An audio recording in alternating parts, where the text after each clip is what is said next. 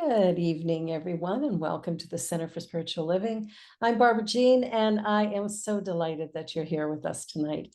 So let us begin in consciousness, the way we start all great things. Join with me. I acknowledge and recognize that there's a power for good in the universe. It's infinite, intelligent, creative, everywhere present equally. Therefore, right here where I am, right there where you are. It is in acknowledging that and relaxing into the truth of that, that I recognize that I am one with all things, that I am one with life itself. And as such, I am powerful, creative, intelligent. I have the ability to know whatever it is I need to know. And as I allow myself to come from that divine wisdom within, I find joy and peace and comfort in this journey called living.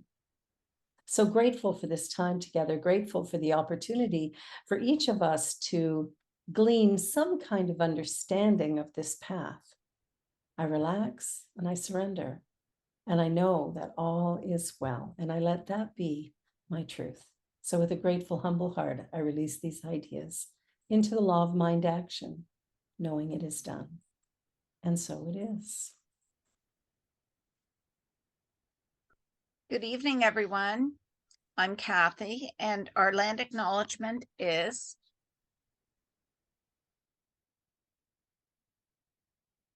we are honored to be living, working, and playing on lands that have been stewarded for millennia by the Mississaugas of the Credit, the Anishinaabe, the Chippewa, the Haudenosaunee, and the Wendat peoples, and is now home to many diverse First Nations, Inuit, and Métis peoples. We also acknowledge that as we continue to grow and expand on these lands, there is still unresolved and dangerous inequality and discrimination toward Indigenous, BIPOC, and 2SL LGBTQ+ family. By making these acknowledgements, we strive to be allies and take an active part in reconciliation. We recognize our oneness, we realize our history, and we choose to create a new reality. We are one.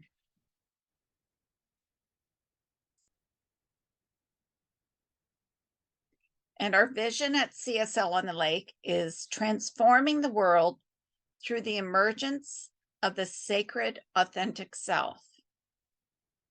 And our mission is to welcome you as you are, where you are, without judgment or criticism, providing a sacred place of learning and growing as you seek to achieve your great dreams.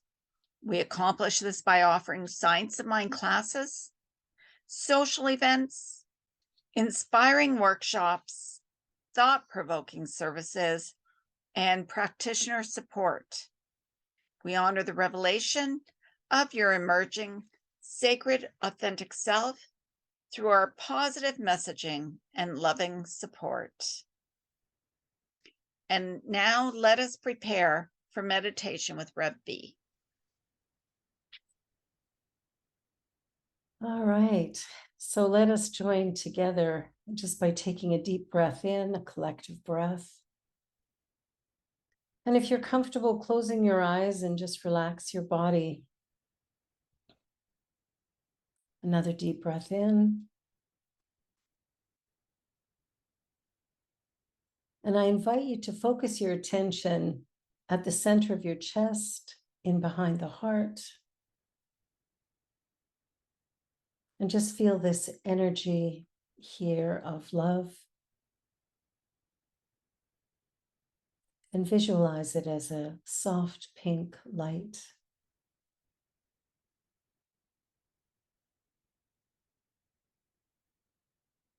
And as we breathe comfortably and easily, allow that light to spread through your entire physical body, lighting up every cell with this warm and beautiful energy.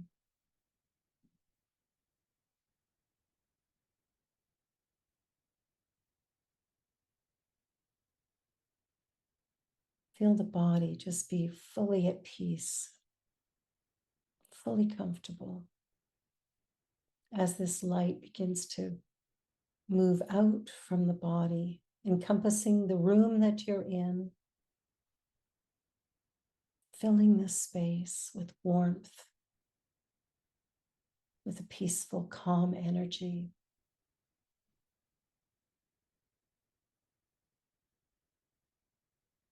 Now expanding it beyond the walls of your home into the street, the neighborhood, your city.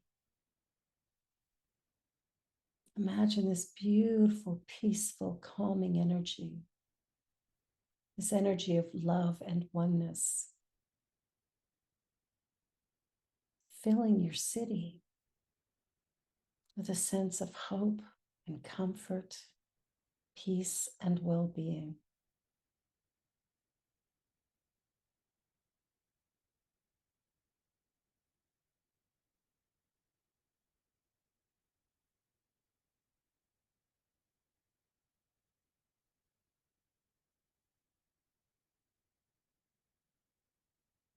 And now moving it out even further,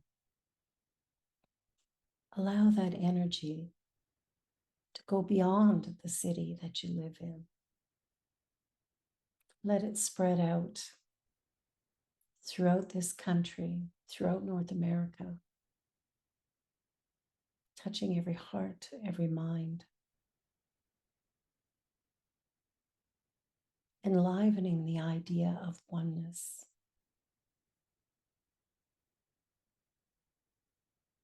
Feeling the strength of that connection, the possibility and potential that lies within the collective one.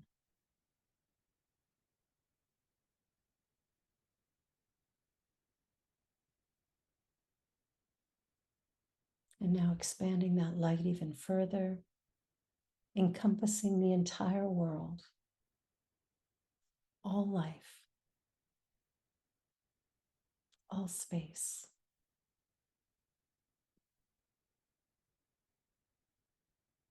See the beauty of this as it reaches every heart and mind. Animal and plant life, everything enlivened with this powerful, positive, glorious light energy.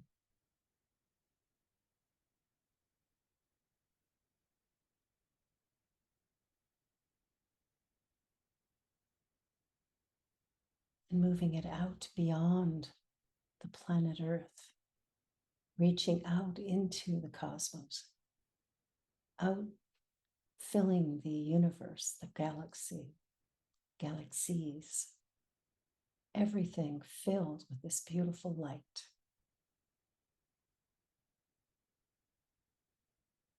Imagine the heartbeat, that one powerful beating rhythm of life itself.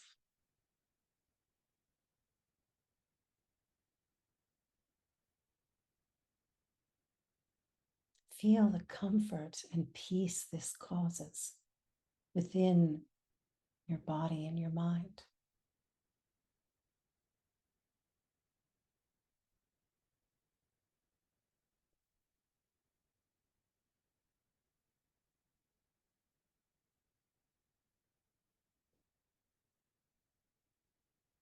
Know that it's waking up people everywhere, creating harmony where there was discord, expanding the idea of love beyond an emotion to a true unifying connection of all life.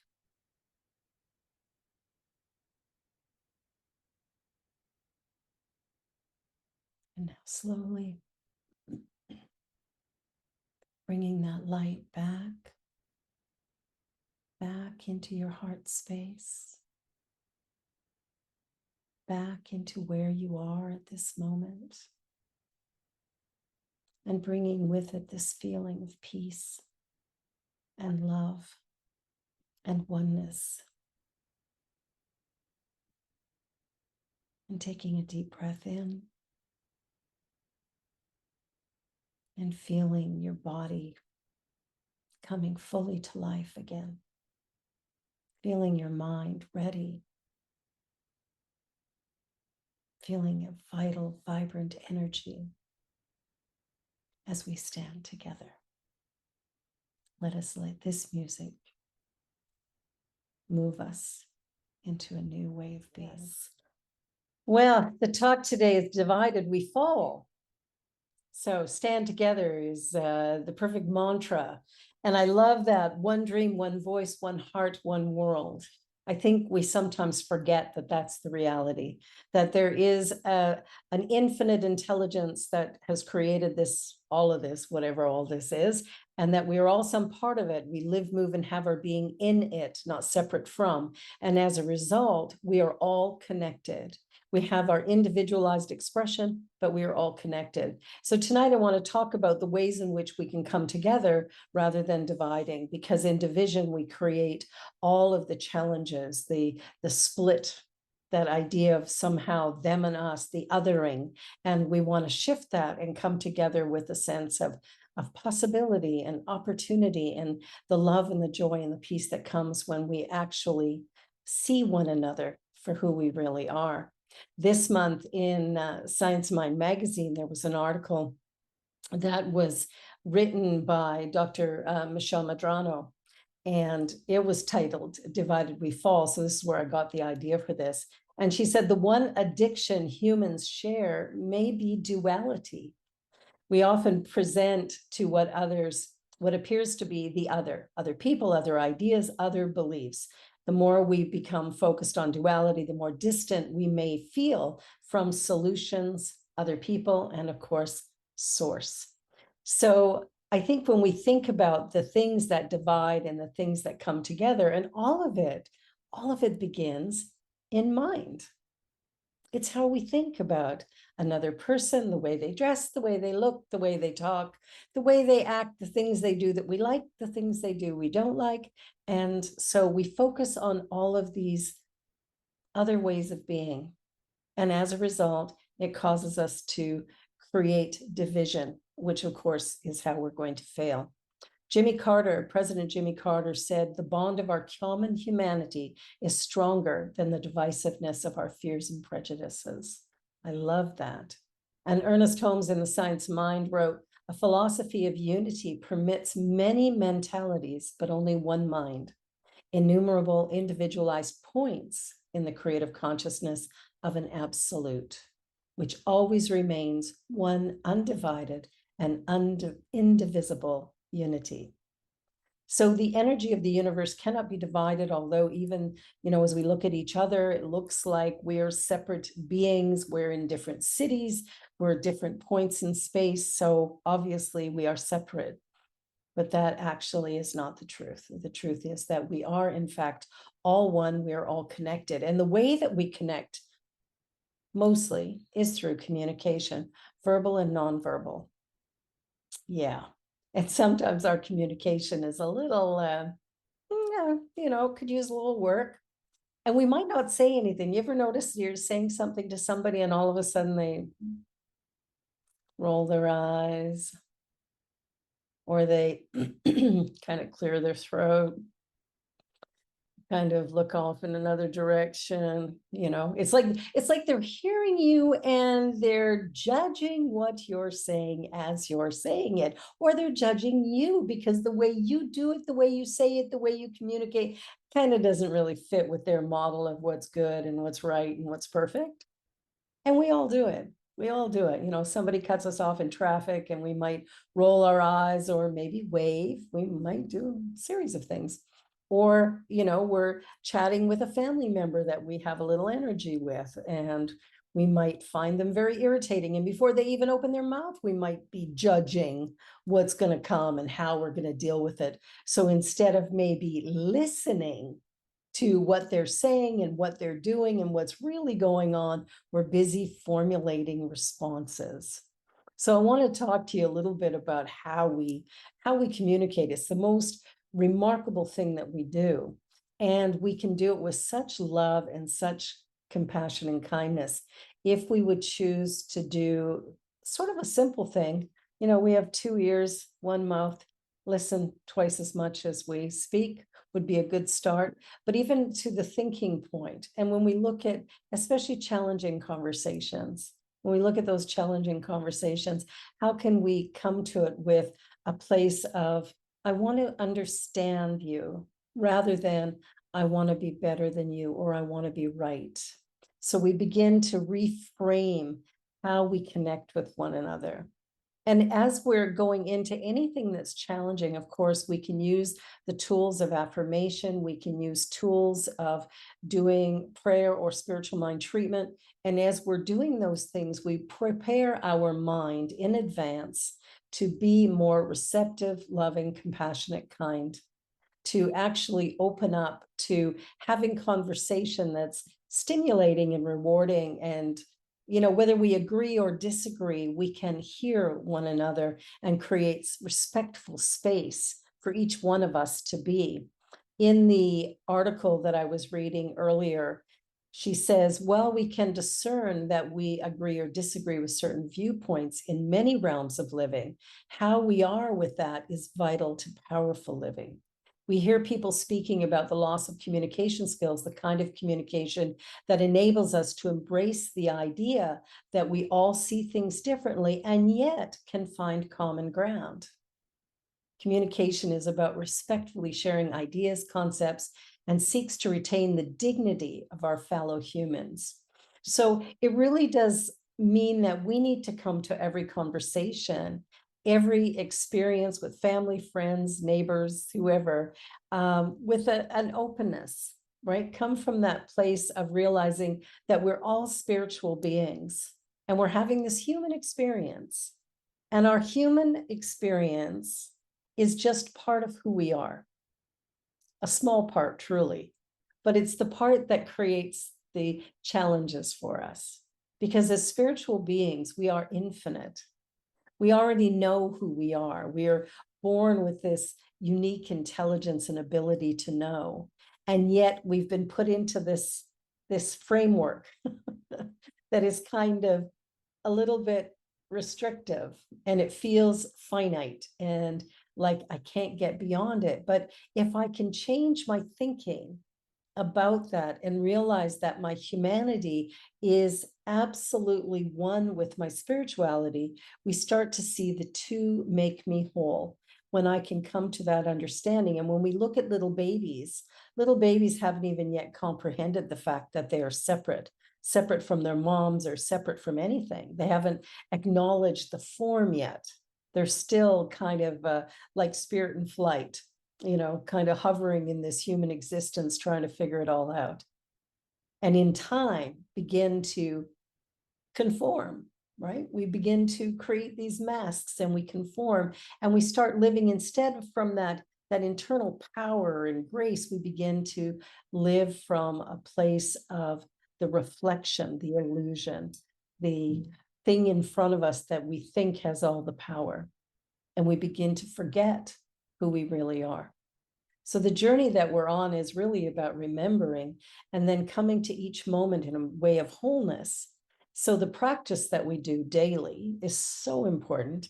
Our meditation, our prayer or treatment work, our ability to look at ourselves clearly and to see what we, our true face, not the one that we've, created the mask of that we present to the world, depending on who's in front of us, but rather the very essence of us, and allow ourselves to shine in a way that allows that authentic, real self to be seen, to be heard, to be appreciated, to be loved, to begin to see ourselves as enough, to see ourselves as beautiful, remarkable, creative beings, all unique and special, like everybody else, right? It's coming back to that idea of we are all this, beginning to see each person as this divine, beautiful being in front of us. Now, I've been married for 21 years, and in that 21 years, there have been moments of, well, why does he do it that way? Or why does he do it this way? And what I've come to realize is that he does it in the way that is most suited to his personality, his upbringing, his way of being. And I can resist that, or I can accept that. So what do you think creates a happier marriage? The resistance or the acceptance? I don't know, just a question. In all things that we do, there's always times when we are going to feel, upset or disconnected or whatever in life. But what we want to do is bring ourselves back, stop focusing out here and begin to focus instead in here, to begin to ask the questions, who am I in this moment? To begin to love ourselves enough to be able to unify rather than divide, realizing that through division, everything fails, everything falls, that in the end, it creates pain and anguish, disconnect. But when we unify, but we have to start where we are. We have to start within our own self, finding our voice, finding our rhythm, listening to that sweet sound inside of us, that internal voice that tells us what's next, listening to that and acting upon it. And sometimes what we're acting upon feels a little uncomfortable. And we need to get okay with that as well, because that discomfort could very well be the thing that is the breakthrough that allows us to move into a greater realm of possibility. So the journey that we're on is really about finding ourselves in the midst of all of it and loving what we find. And in acknowledging and loving ourselves, knowing that every person in front of us is that too. They too have a unique, remarkable way of being that is essential to the world that we live in. So we begin to change our viewpoint. And by changing our viewpoint, by giving up our own expression of what's right and wrong, and starting to see all life as merely the neutral, glorious expression of the one life, we start to shift how we view everyone. Interestingly, when we stop judging ourselves and others, a funny thing happens. Peace. Peace within ourselves, peace within the people around us. And, we do have this great desire to be right, right? It's kind of ingrained in us. We want to be right. We want to be acknowledged for how great we are. We want that pat on the back. We want all kinds of things. But imagine for a moment that you gave all of that to yourself, that you believed in yourself, that you loved who you are, that you accepted yourself fully and completely as a perfectly formed, created being. And that by just simply being that, you are more than enough. You're lovable, beautiful. You're welcomed in this world just because you draw a breath, not because you're a doctor, a lawyer, a president, a prime minister, a whatever, but simply because you draw a breath is sufficient. You don't have to hold a certain degree. You don't have to dress in a certain fashion. You just simply have to breathe. And that's sufficient for everyone else. And we come together and we stand together and we start to acknowledge that there is this one dream, one voice, one heart, one world. I love that. Stand together. Stand together. When we stand together, we drop the facades. We drop the struggle. We begin to look beyond the ideas of othering them and us. And we begin to see that we are all in this together. One of the things that happened as a result of COVID is there's been a lot of division, physical division. We were separated. We couldn't get together. And I think that's taken its toll. It's taken its toll on many, many people. And yes, we can do this, but it's not quite the same as sitting in the same room, having a cup of tea together, giving each other a hug, hello, or goodbye. There's a way of connecting that has kind of disappeared in some ways, because this is really comfortable. You know, we dress nicely from here up, what will be seen on camera. You know, we can have our shorts or our sweatpants or our jammy bottoms on, who would know, right? And there's a certain level of comfort in that. We don't have to drive anywhere, go anywhere. We don't have to put our makeup on. We can leave our camera off. We can do all kinds of things. No one will know. And we can enjoy what we receive from this. But there's something to be said about leaving the house. There's something to be said about going out into the world and connecting with each other. There's something to be said about, you know, just coming together and sharing a hug, a conversation, a cup of tea. There's something about being together in the same room that really expands what it is that we're doing here. And it's really powerful and really beautiful. So one of the things that we'll be doing moving forward is offering classes and things in person and online. We'll do hybrid of classes and workshops, because that way anybody who wants to come can, and anybody who's too far away or can't do it time-wise or whatever, or not comfortable, can still do it online. Coming together, standing together, being together, sharing this journey of life and living, accepting ourselves for who we are, as we are, letting go of the judgment, the criticism, the failures, the mistakes, the errors of ways, the things that we do that we judge ourselves for or judge others for. As we begin to lay all that down, as we begin to acknowledge our oneness, as we take time in meditation every day to reconnect with the source of life, when we allow ourselves that time and that energy, there's something that happens. And it's powerful, and it's positive, and it's beautiful, and it's life-giving. And the more we do that, the happier we become, and the happier the world around us. We see the world through our own perceptions. We see others through our own judgment, criticism, acceptance, joy, whatever we're coming from. That's how we view our world. Let's stand together. Let's come together as one. Let's begin to view each other.